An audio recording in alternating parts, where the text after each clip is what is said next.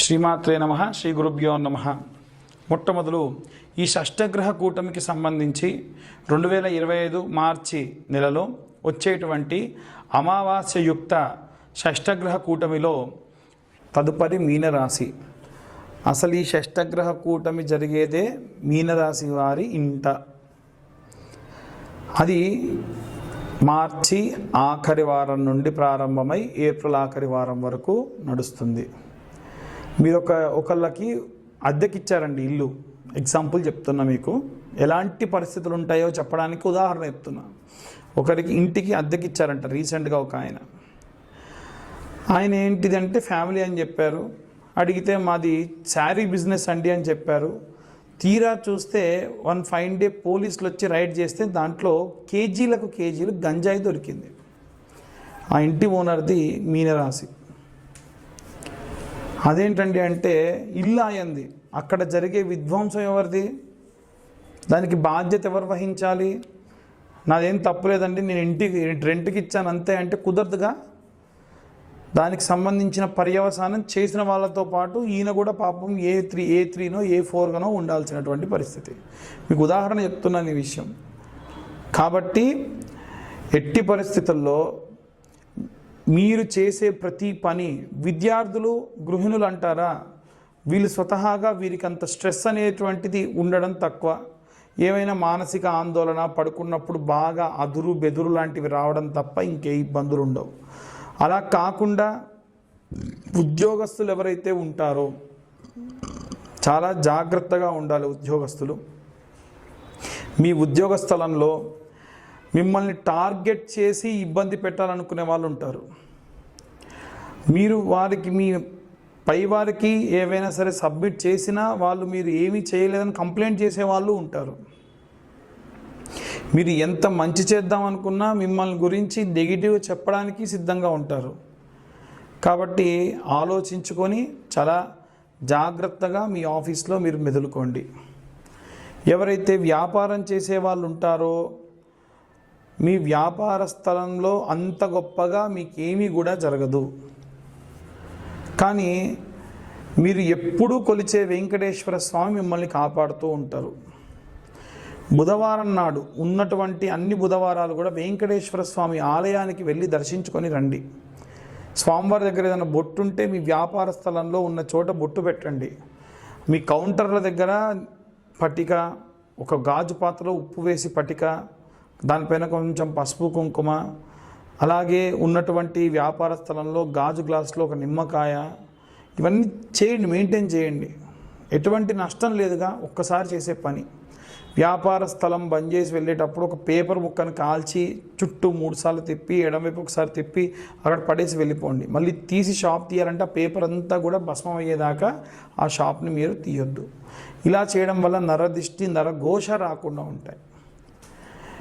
ఇదంతా కూడా గోచార రీత్యా చెప్పేటువంటి విషయం అండి. ఎవరికైనా బాగా కనుదిస్తుంది, మా వ్యాపార స్థలము ఇల్లు వీధిపోటుంది అనుకున్న వాళ్ళు వాటికి సంబంధించిన యంత్రాలు కూడా మేము అందజేస్తాం. చాలా తక్కువ మొత్తంలో యంత్రాలకు కూడా మేము హోమంలో పెట్టి, హోమంలో నెయ్యి వేసేటప్పుడు వేసిన నెయ్యితో పాటు కొంచెం నెయ్యి తీసి ఆ యంత్రం పైన వేస్తాం. దాన్ని సంపాదితాద్యము అంటారు.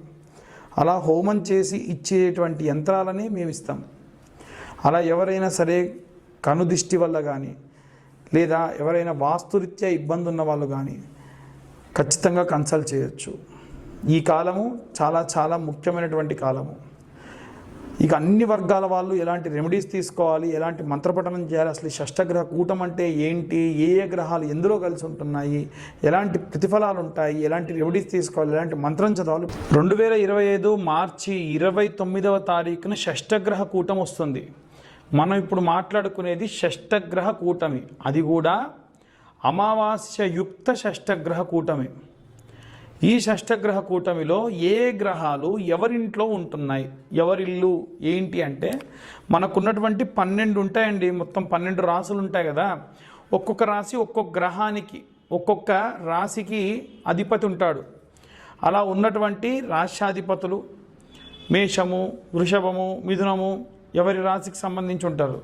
వీరందరూ కూడా నేను చెప్పేటువంటి గ్రహాలు ఎవరెవరంటే సూర్యుడు, చంద్రుడు, శని, రాహువు, శుక్రుడు, బుధుడు, ఈ 6 గ్రహాలు కూడా మనకి మీనరాశిలో షష్టగ్రహ కూటమి జరగబోతుంది.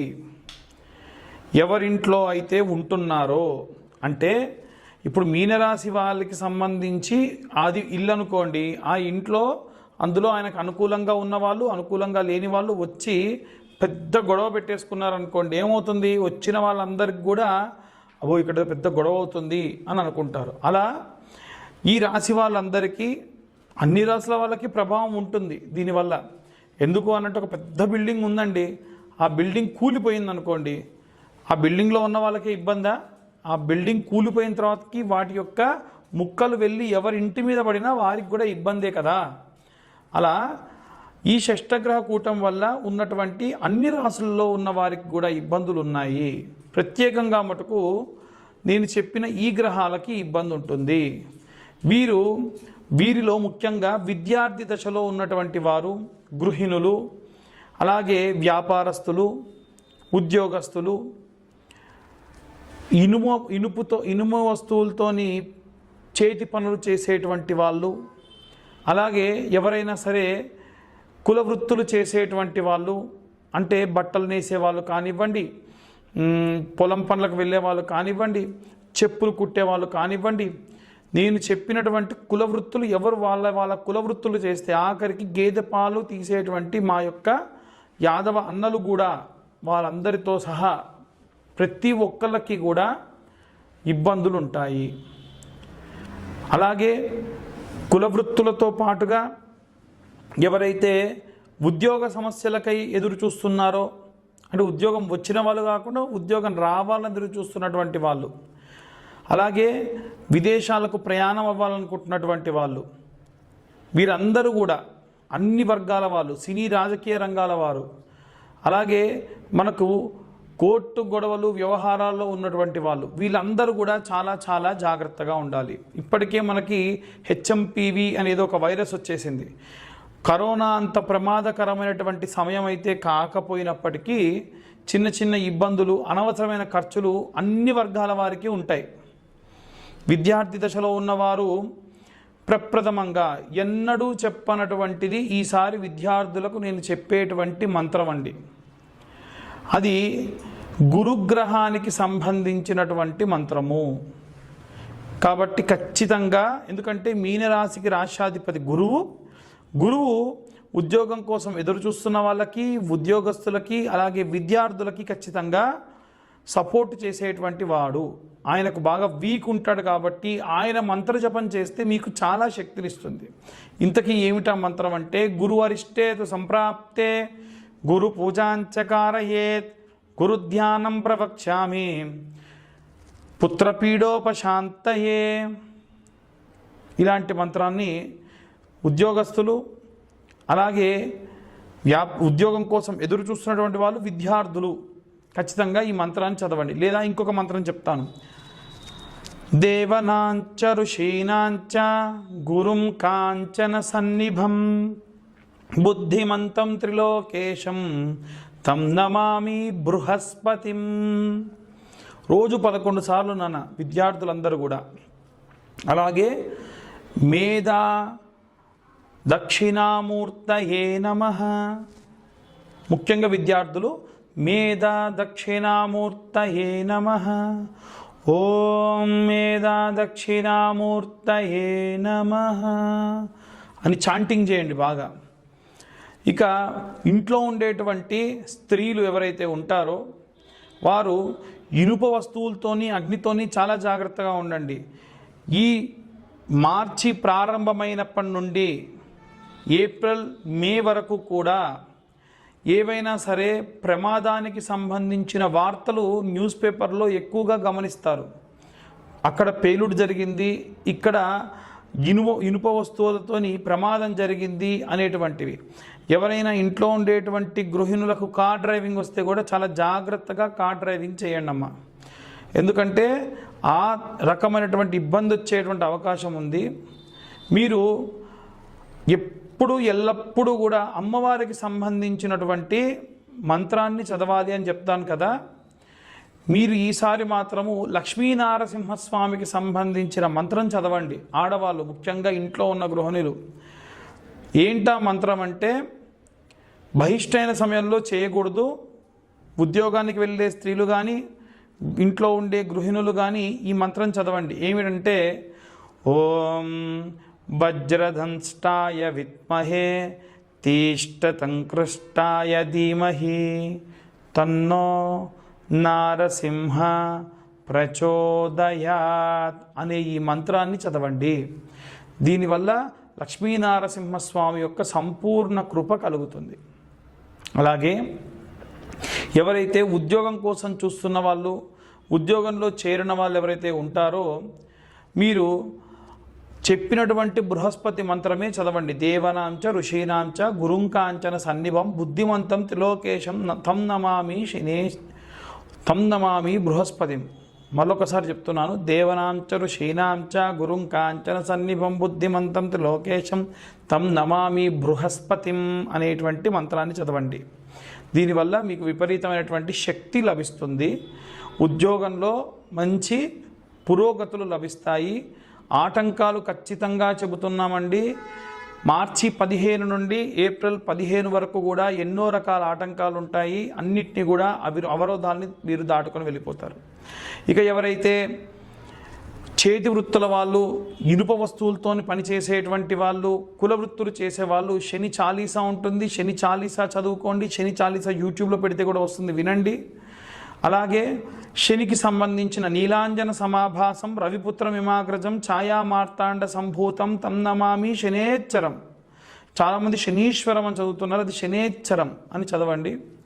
దీనివల్ల కూడా మీ యొక్క కుల వృత్తులకు ఎటువంటి ఆటంకం రాకుండా శని అడ్డుగా నిలబడతాడు. శని కర్మఫలదాత. మీరు చేసే ప్రతి మంచి పనికి కూడా కాపాడతాడు. ఇంకా ఎవరైతే విదేశాలకు వెళ్ళాలనుకుంటూ ఉన్నారో, దూర ప్రయాణాలు చేసే వాళ్లకు కావాల్సిన రక్ష ఎవరంటే కులదేవత రక్ష.